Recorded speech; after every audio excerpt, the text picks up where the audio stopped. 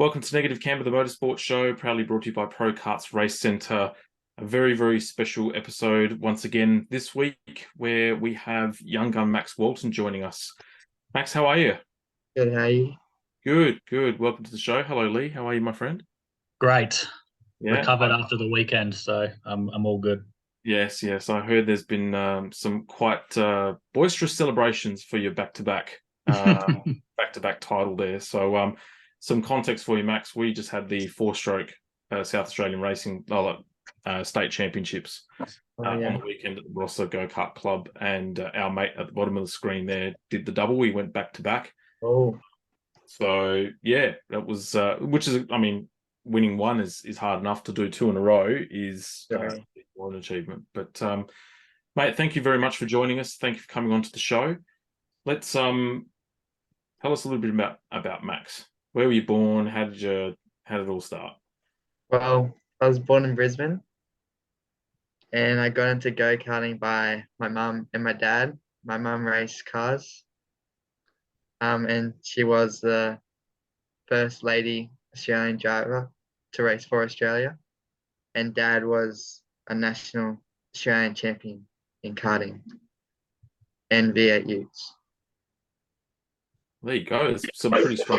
Not too bad. So you were destined to race a go-kart or get into motorsport. Yes. Cool, cool. And in regards to you getting into karting, like what age did you start? And was it something that you wanted to do, or was it something you were encouraged to do? Well, I wanted to do karting since I've watched dad and people drive around the track because I was at the track since the day I was born, basically. And I first got into go-kart at 4 years in my dad's shed, driving around with a strap in the back of the go-kart running behind me.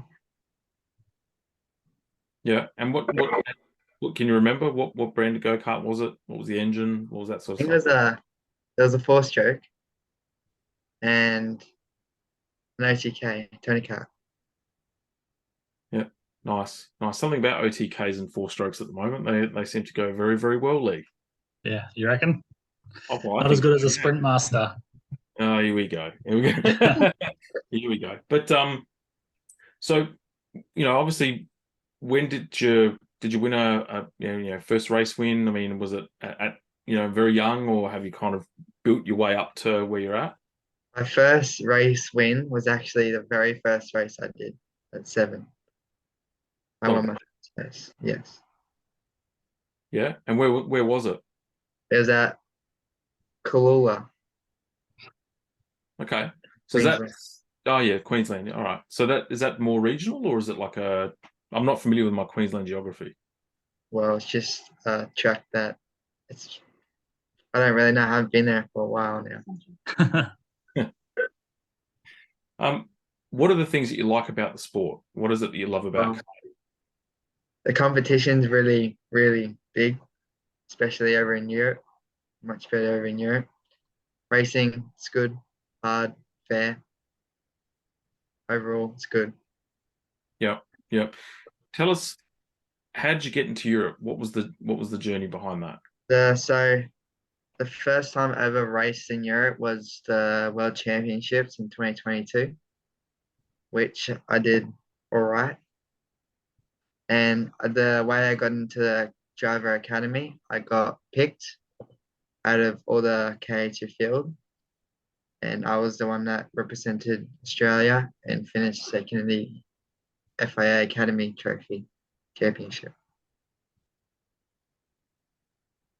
So Tell us a bit going about. back a few, I was going to say, going back, we're like screaming through this, but when you first got into being able to drive the karts alone and dad wasn't running around with a strap behind your back, how many weeks, months did you do of practice, like just going to the track and cutting laps and laps and laps before you entered your first race meeting? Or was it like the day that you turned 7, you jumped into your first race meeting? Well, I was doing lots and lots of laps before I started racing.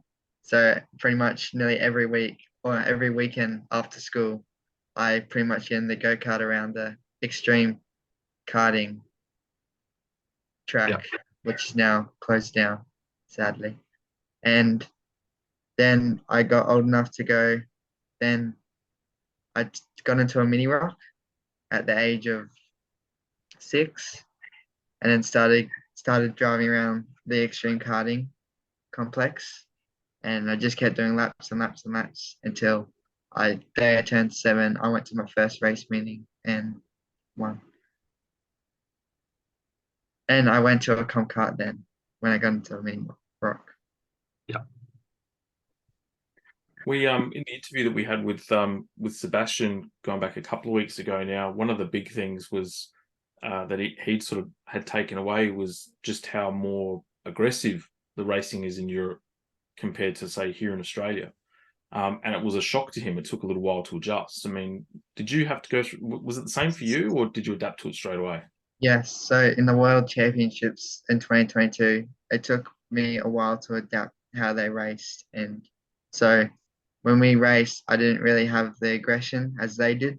So I fell back a little bit every race and I just slowly worked my way out, but I just couldn't because all the aggression. And compared to Australia, it's much more like cleaner and there's not much racing going on, like hard racing. And then when I went back to the FIA, went back to the championships, I adapted it quickly. And I just drove properly and just was smart of my decisions I made on the track. And then I got to where I was at the front. And I guess for yourself, with I guess with the racing and being able to adapt, tell us about the class that you're racing in, and that type of thing as well. So at the moment, I race K3 Junior. It's light and heavy, and K2 Junior, which is the elite class for juniors. And I have now became Australian champion in the K2 category.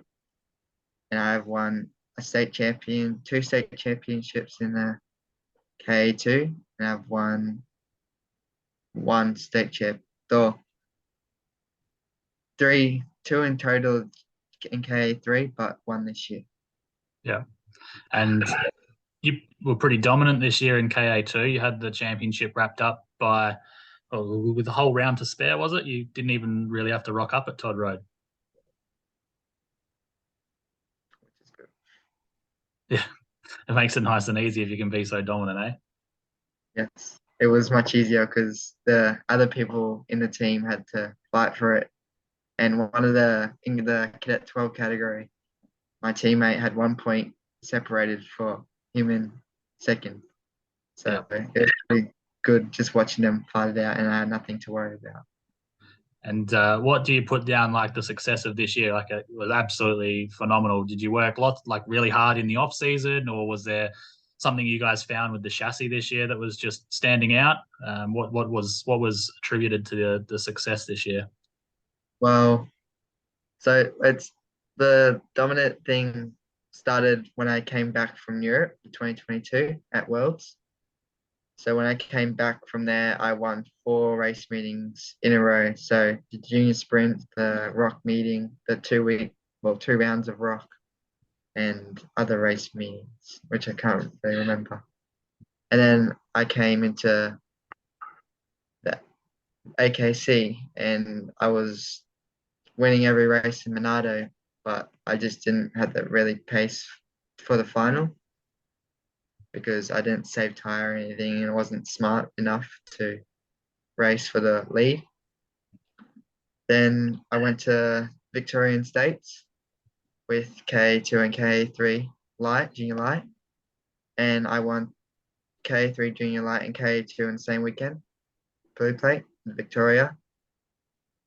And because I decided to be more smart and save tire in K2, and the way I won in K3, I originally came second, but the guy in first got underweight, so I got the win.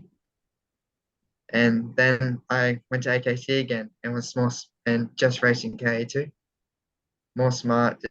And at Wanneroo was lots and lots of tire deck, So you had to save a lot of tire to get to the front and lead in the final. So, and that's what I did, and I finished every race. And I saved more tire than the ones that basically DNF'd every race. So then I put my head down. So I did that every round, and then just put my head down and came across the line first. It sounds like that first trip in Europe, and then when you returned was really the turning point. Can you tell us, was there anything that you had taken, and it's probably a silly question, but was there anything that you had taken from Europe outside of obviously the racing intensity, maybe from a setup point of view or sort of a technical aspect that when you came back here you felt had given you a bit of an advantage against your competition? Well, I came back as a better driver because I learned a lot of things over there that I haven't learned in Australia, like the racing, the racecraft, and me as a driver just got better. Just, yeah, just got better overall. And in regards to, say, the quality of competition, the drivers here in Australia, how would you think they would stack up in comparison to what you're racing in Europe? Well, so say the K2 category, there's some aggressive drivers, but there's some really like unaggressive drivers that are like clean, let everyone go by when they're at the inside. So if the non-aggressive drivers go over to Europe, they will struggle because over in Europe it's really, really aggressive, and they will like make a pass from like 4 car lengths back, and they'll make it and stick their nose in, and you can't let them go past you in Europe, otherwise you go back from like 3rd to 10th in one corner. And the aggressive drivers will actually do all right because they know how to, because when someone's passing you, they will know what to do so they can cut them off or just keep them behind them. Yeah, I can't imagine being able to make a pass from that far. I mean, mind you, we're in a low horsepower go-kart. Yeah. But I mean, someone like yourself, Lee, would have had that experience in terms of even the courage to actually, commit to the maneuver from that far back, but also having trust in the driver that you're driving against, that they're not going to, just literally cut you off at the legs. So, I mean, that would take a lot of confidence and trust from both sides, really. Well, it's just confidence. If you know you can do it, you got to go for it because you can't hesitate, especially in Europe. To say K2, if you hesitate, you'll get passed. And in Europe, if you hesitate, you'll get passed by like 4 drivers straight away. So it's like on the point every lap, every time, every corner. And it's a different skill set over there as well. Like, to answer your question, Jamie, like the trust and the confidence comes with knowing that you're racing against the best drivers at the top level. Like when you start out with the beginner levels, like in like 4SS, like we've got now, some of the perception and the depth of perception that the drivers have is not developed. Like Max would attest that you can hear people behind you, so you know where people are, and you can hear when someone's going to send it up the inside of you. So you know, well, that person's coming. I might just, rather than have a crash, I'll give them an extra half a cart width on the inside of the corner. Or yeah, you tune your brain in differently when you're racing at that level. You know that the cart will do more and all the rest of it. Well, with the passing side over in Europe, you just gotta have to like believe in yourself that you can do it because you can't actually hesitate. Yeah. If you want to go for a pass, you can't, like at the braking zone, you can't back out of it. You can't do a half move. If you got to make a pass, you got to send it and make it stick. Fair enough. What team were you driving for? A team over overseas, and whereabouts were you based? Well, overseas, so FIA, so everyone was in an equal engine, in same go-kart, same suit, same gloves, and everything. So everything was the same, it's just kart setup. You couldn't change the axle, you could just basically the simple stuff. And so it was very equal. So it just basically came down, it's got the best racecraft, the best driving, and yeah.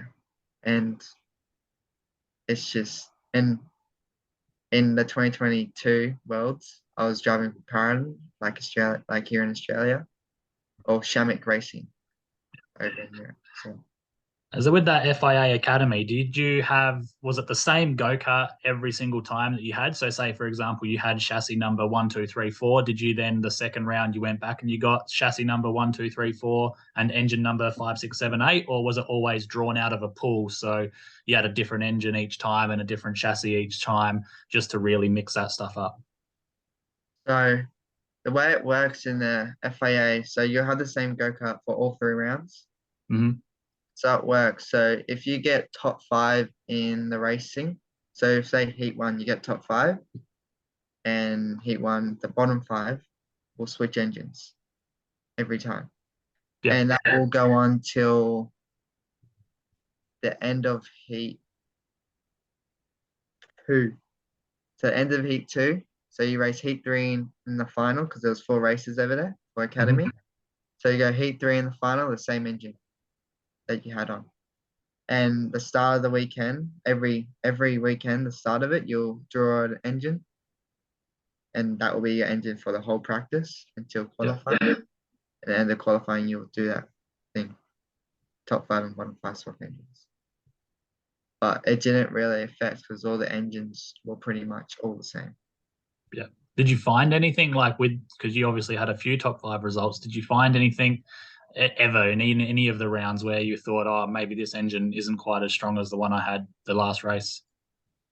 Yes. So some engines, say some engines had more top end, some engine had more bottom end, mid range. That's really what happened. And then the 2 rounds that they did, they had fuel problems with the fuel pumps in our engines because the fuel was doing something to the fuel pump, and like the engine will bog down, cut out, just not start. And that would happen to me every second race of the weekend. Wow. First switch engines. Man, how stressful. Right? That would have been, to come all that way to have a problem like that, probably that would have been pretty intense for you, I'd imagine. I had to defend a lot because I had to stay in the higher, like top 5 to get a good position starting the final so I can go from there. And get rid of that dodgy engine by the sounds of things. So I had to stay hard to get rid of it, which I did, so which is good. Yeah. Were you racing against some pretty big names, or any household names that we may be aware of, or say sons or daughters of F1 drivers or touring car drivers or anything of that nature?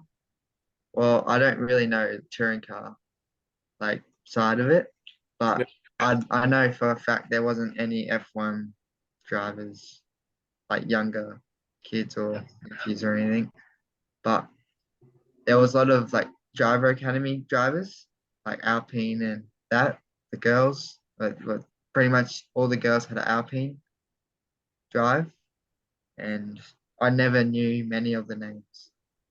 Yeah.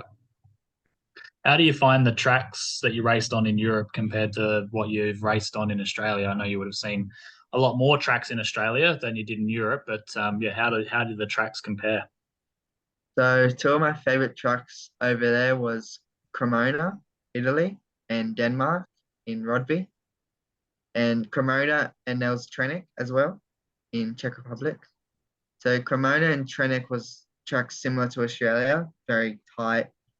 Well, lots of corners, but the track was very wide, much wider than Australia. So you can make the passes easier and just passing easier. You can dive bomb people easier, have more racing. And Denmark had a very high speed. It was a very high speed track, so lots of slipstreams, lots of fast flowing corners, lots of slow hairpins. And the racing was actually really good there because everything was so close, and every corner you could pass. So say Denmark in heat 1, I won the race because I was smart and decided to go to the lead. So 3 laps to go, and decided to go to the lead and blocked the first corner or third corner, the first braking zone, and blocked there, and no one else did. So everyone decided to start fighting behind me. So I pulled away and built a good gap to finish the race.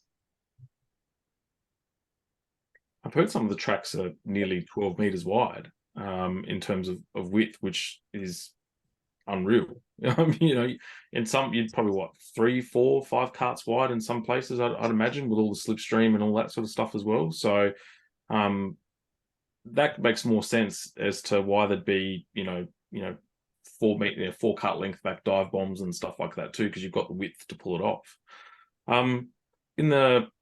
I remember Lee in a recent podcast had shared when he was overseas on the tools for one of his drivers that there was heaps of tire deg and build up and that type of thing as well. And the grip levels were just out of this world compared to what a majority of us are familiar with. And did you experience that? Was that the same for yourself, or was it a little bit more similar to what you get here in Australia? So Cremona I expected, because the Champions of Future before I went, which I didn't race, but everyone was saying that there's a lot of grip on the track, like a lot of grip. Like there was rubber peeling off the track and everything. You can see the rubber on the track peeling off. But the race I did, there wasn't much rubber because it was hot, and then the track didn't really produce rubber onto the track. It was just like gooey. It wasn't much rubber on the track. And say Denmark, there was a lot of rubber because all the high speed corners, like most of the corners, you pretty much go flat out in Denmark. And the hairpins, you brake deep, carry a fair amount of speed, but use a lot of brake and tire. And over there, like the OK and OKGA category, get new tires. They get six sets of new tires. So actually 3 rears and 3 fronts. So they usually use 2, so 1 front, 1 rear each race, 1 race. Yep. And then for the final they get a brand new set. Yeah, cool. And what about go. Academy, you get 1 set for the whole race meeting to qualifying to final, like Australia. We heard that the Tony Kart team and a lot of the major European teams when they're racing over there are all out in terms of infrastructure. So massive transporters for almost like a kitchen, merchandise, spare parts, all that sort of stuff as well. Same for yourself. Were you treated to that kind of level from with whoever you're racing with, or was it more almost grassroots type, but at an international level?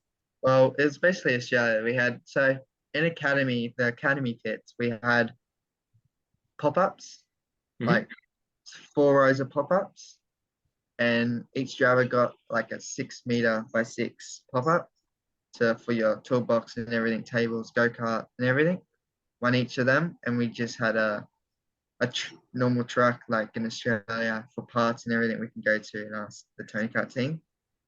And over there, like the exact same what Lee experienced, like Tony Kart had 3 trucks, 1 truck for a tent and 1 truck for other tent for go-karts, and then 1 truck for food. So all the mechanic and drivers can eat in that truck, and parts and all that other stuff. It's pretty crazy setup, doesn't it? It makes some of the V8 supercar setups look pretty average. Yes. The karting stuff is much bigger than the, say, V8 supercars in Australia. Yeah. Yeah.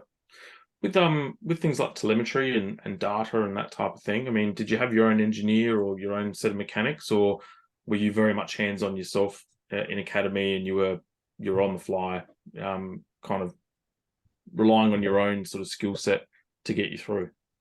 So we didn't have data. So we could choose from like 3 sprockets. We had a 75, 74, and a 73.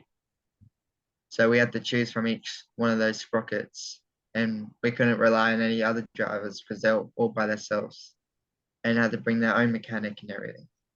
So it was good for me because my mechanic, because I had 2 mechanics, 1 for round 1, and then that mechanic couldn't go to round 1 and 2. So I had John Target as my round 1 mechanic, and the round 3 and 4, round 2 and 3, I had Jacob, some Italian. He's Polish, so I don't know how to pronounce his last name, but but he had a friend over there because he used to work for Kokoski over there in Europe, so he knows all the tracks, everything set up. And because Kokoski uses the same go-kart we use, Xpree. Yep. So you need the go-kart, you need tracks, and he just knew what to do. And he had a friend over there that worked for Kokoski, and we were always pitted beside him, so we could get data if we needed. So we could, if he was faster than me or I was faster than him, he could get help. Yeah. So. Yeah, no, it's amazing. That just the differences between, like your journey into Europe and how much more familiar that sounds compared to, say, what Sebastian is going through at the moment, where it's literally like next level again.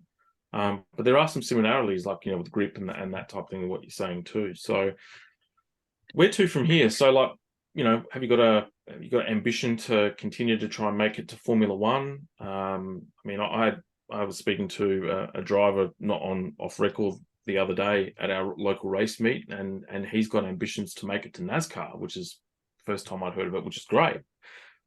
What are the plans that you've got for yourself, or what goals have you have? So currently, I'm in a GT team called Volante Rosso, if you've ever heard of that team. Yeah, yep. And in a few years, I'll be jumping into a radical. And so Alex Gardner, have you heard of him? And driving, he's in the team Volante Rosso, and he drives a radical. And he's now got an LMP3 drive for next year because he's winning the championship in the radicals as his first year driving. So that's what I'm heading to in a few years' time. Yeah. The Volante team, they've also just gone into GT3 and GT racing here in Australia too, haven't they? They've got like they do the GT World Challenge. And yeah. So is that the radical getting into GT, like LMP and that sort of level of racing is where you're wanting to head down?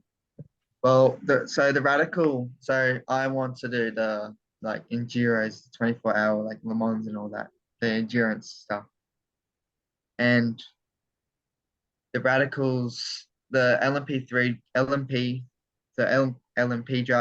teams are looking at the radical drivers all around the world, and because they think radicals are the best cars to get into an LMP3 drive, and they are looking for the best drivers, and they'll get them to where they want to be in the endurance side of everything. What about in the short term? Are you still, what's plans with go-karting? Obviously, we were talking before, you're coming down to South Australia next weekend for the South Australian titles. What else? What other race meetings have you got on this year? And then, you back-to-back defending your KA2 title next year, or are you going to spend more time racing in Europe next year? So the plan this year will be, this weekend I will be racing the Rotax qualifying round for the national round. So say you gotta run a qualifying round so you can win a world's ticket at the national round. Mm-hmm. So I will be doing that this weekend. And then next weekend I'll be SA, and the weekend after I'll be in New South Wales. Then I think the weekend after that will be the national round, Rotax national round.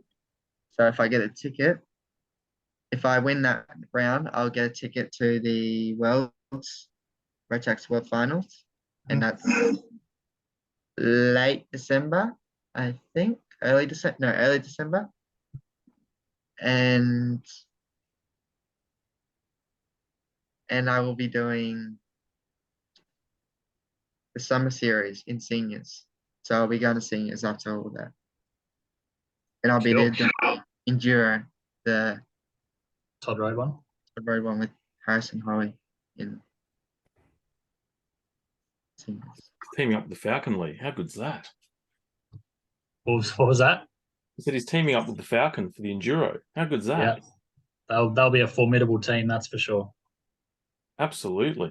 Can I say it's absolutely refreshing to hear that someone's got ambition to race the big endurance events like Le Mans, Sebring, Daytona, that sort of thing. Because literally infinitum, every person that we've asked has said Formula One, Formula One. So to hear that is really, really cool, because it's, look, getting into top level motorsport, I think is probably is a stretch for anyone, but it feels almost a little bit more realistic going down the path that you are compared to, getting up there, throwing yourself out in Europe and just hoping that someone gives you a nice big fat contract to get into open wheelers and all that sort of stuff as well. So, what was it? Do you watch Le Mans? Do you sort of really focus on that sort of stuff, or has it just been an opportunity that's come out of the need to drive or want to drive the Radical?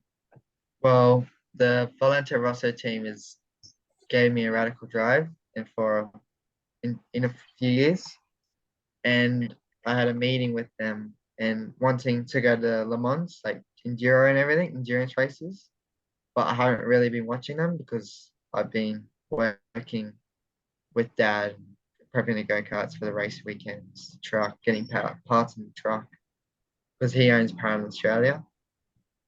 And so I just want to race in those big races, and yeah.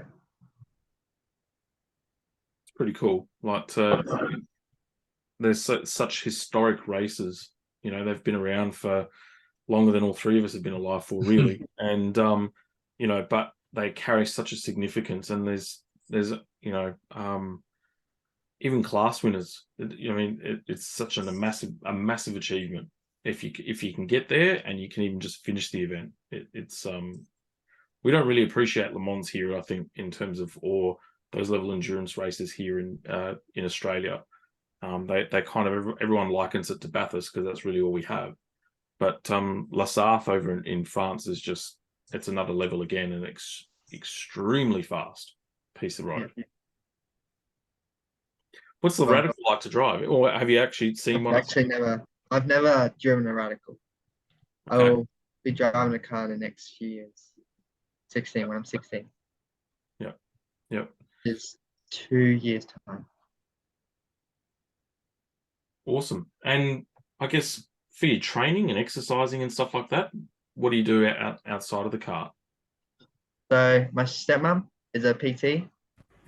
I train with her and with my mum. So that's what I'm training with them, or I'm building go-karts, getting go-karts ready for the next weekend. Do you do sim racing or anything as well to keep sharp? Like a lot of drivers tend to play around on the computer. What about yourself? So yes, I am on the sim. I haven't been on the sim for a while because my PC I left it on for a while when I went to Europe and I forgot about it. Kind of stopped working for a while, but I'll be trying to get that. I'm trying to get that fixed. So I'm usually on it pretty much a lot of times. Yep. What sort of sim, what sort of software or what program do you normally do your sim work with? I don't have the expensive stuff because I don't really need it, but I will be getting it soon because I didn't really need it from when I started karting.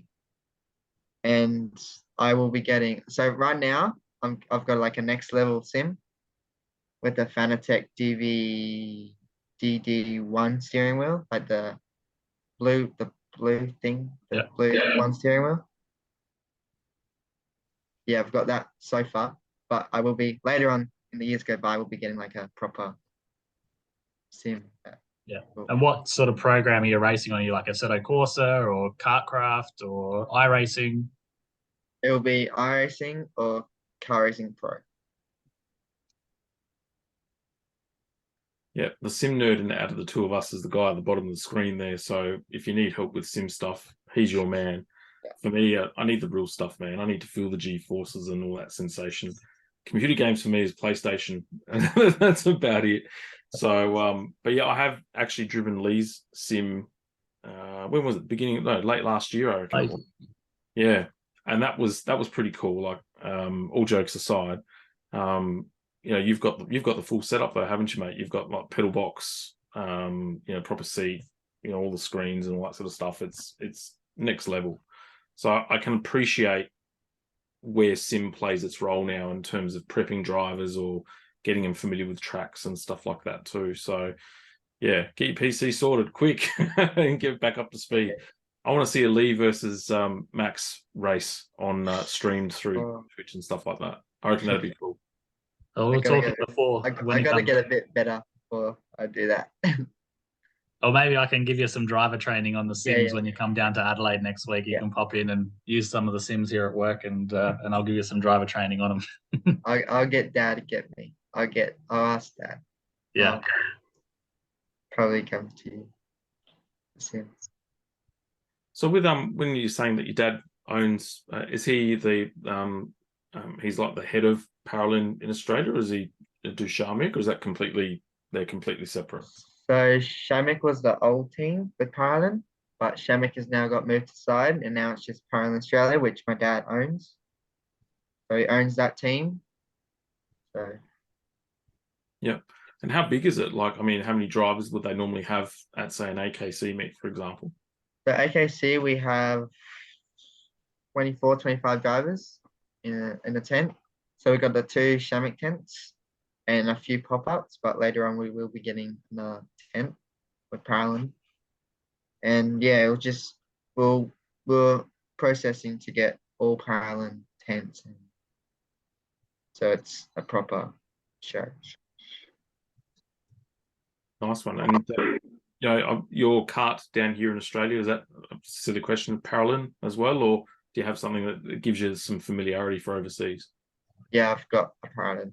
Oh, if I ever go to overseas again, I'll be in a Paralin because I'm contracted from Paralin, like Paralin, Italy, to drive a Paralin, or can't drive anything else unless I have to.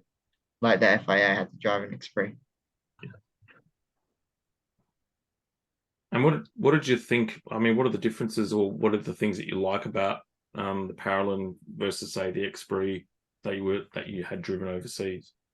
So I personally think that Xpree is not a good go-kart. Like the brakes.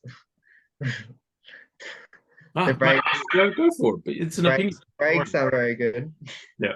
The steering is not the best, and Paralin's just got amazing brakes and brake so much deeper than I'm just confident with everything in the Paralin. I've never seen a slow Paralin here in Australia. I mean, even at 4-stroke level, even the Paralin that Tim Murphy was using for a little while he was blitzing it. He normally drives an Arrow, and he decided to have a bit of a spin in a Paralin recently with just a Sharini on it, and the thing was a rocket ship. It was incredible. So and he absolutely loved it. So there's been, for those that I know that drive Paralins here in Adelaide, that they've got nothing but praise for it. So clearly it's a top end car. Yeah. Well, our team next year will be expanding. How do you say that? Expanding next year, because people are getting in it, and more people are getting in the product, and people want to join the team. And the brand won 3 national championships this year. So what wins on Sunday sells on Monday. Yes. And I guess with I mean, do you have racing idols, or obviously mum and dad aside, do you have any drivers that you look up to or aspire to, in any of the motor racing codes across the world? No, not really. None. So no F1 drivers, no supercar drivers. That's all right. That's cool. I usually just watch. So the reason I came where I am now, because I always watched say Harrison Holley, like Brad Jenner, Jace Matthews. I just watched them go, and Dad, or just watch them go around the track and learn from them. nothing wrong with that. We had one of our earliest episodes, we had Troy Losco on the show. So we're going back way, like 2.5 years ago now. And he was the same, which was surprising, you know. So who was it that Troy liked? And he looked up to. But it was one of the I can't remember off the top of my head, but it was one of the local guys that would race in Queensland. And was, you know, that was his hero. That was the person that he looked up to, and the people who he races against. So, hey mate, it doesn't have to be a big international star. There's nothing wrong with that at all. And if you know, and you're going to be driving one of them later in the year, so that's even better. Yes. All right, and so with schooling and the like too. I mean, I know Sebastian gets. We use Sebastian because he's one that's overseas, but his mum pretty much schools him from when they're in Italy. What about yourself? How do you sort of juggle that and balance all that sort of stuff? Yeah, my mum will school me at homeschooling, just be there to help me and Yep. do schooling. Yeah. And do you have, let's say motorsport doesn't turn out to be what you hope and dream for it to be. Is there a plan B? Like, do you have a career or a want to say, hey, if I don't work out, I've got something else in line?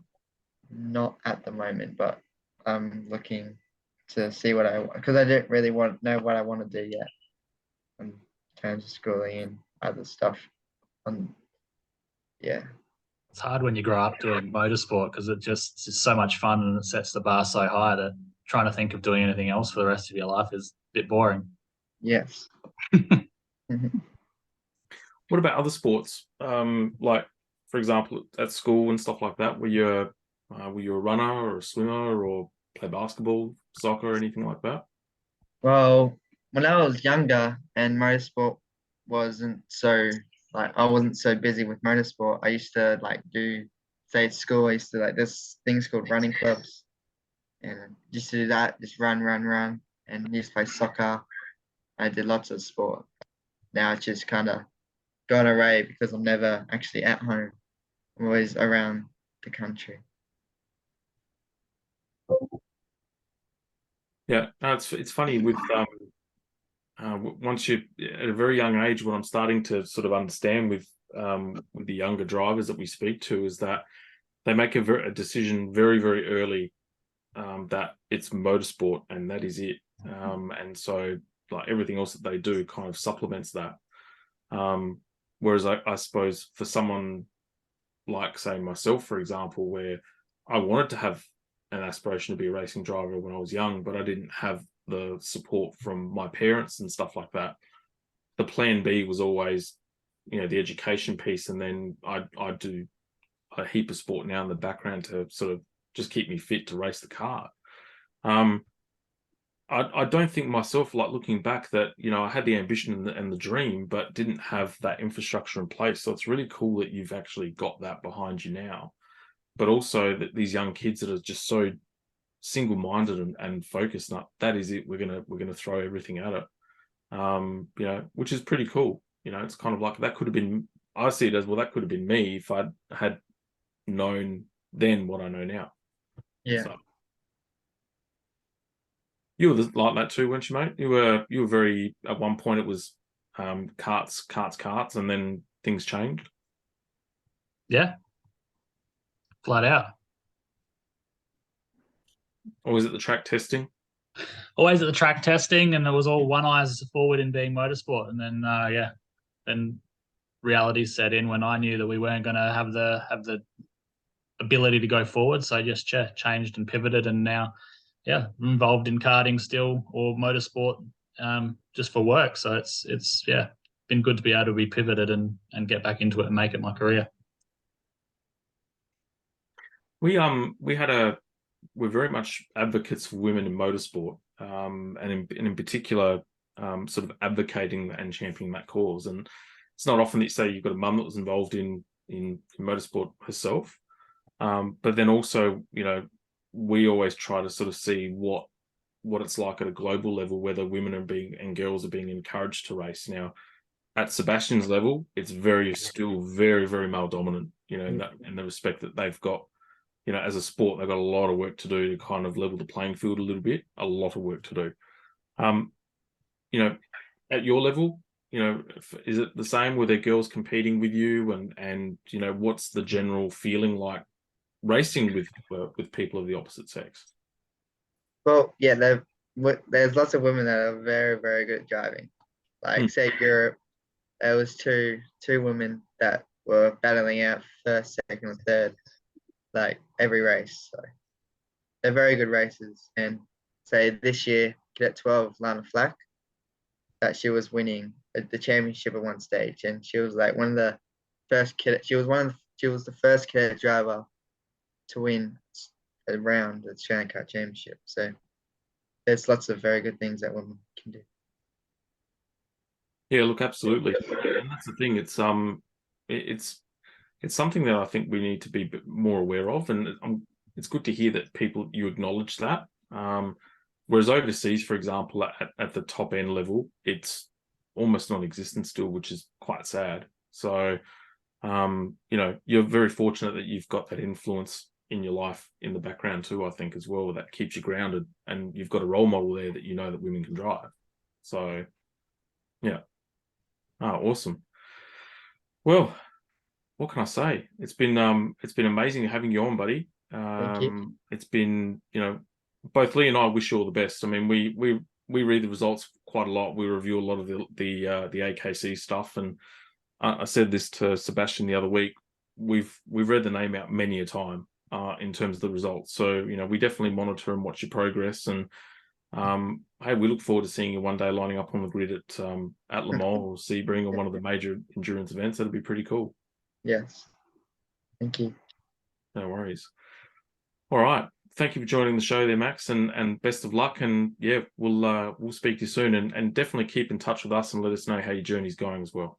Yes. Okay. Thank you. No worries. Cheers, Max. Cheers. Bye.